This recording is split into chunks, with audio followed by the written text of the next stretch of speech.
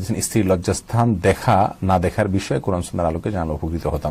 স্ত্রীর লজ্জাস্থান পুরুষের জন্য, স্বামীর জন্য স্ত্রীর লজ্জাস্থান, একে অন্য লজ্জাস্থান দেখা না দেখা নিয়ে দুই রকমের বর্ণনা পাওয়া যায়।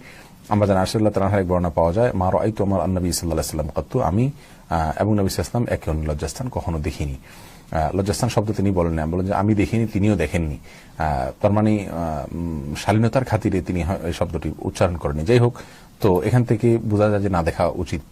এটা কোন কোন আর্টিকেল আমি পড়েছি যথাসম্ভব এটা চোখের জন্য খুব বেশি উপকারী নয়।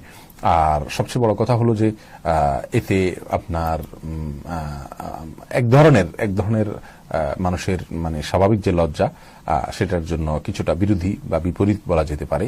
যেহেতু আমাদের আয়েশা একটা হাদিস রয়েছে, সেজন্য না দেখাটা উত্তম আমরা বলতে পারি। কিন্তু অন্য একটা হাদিস সম্ভবত আব্দুল্লাহ মুহাম্মদ বা অন্য কারোর হাদিস থেকে এটার অনুমোদনও পাওয়া যায়।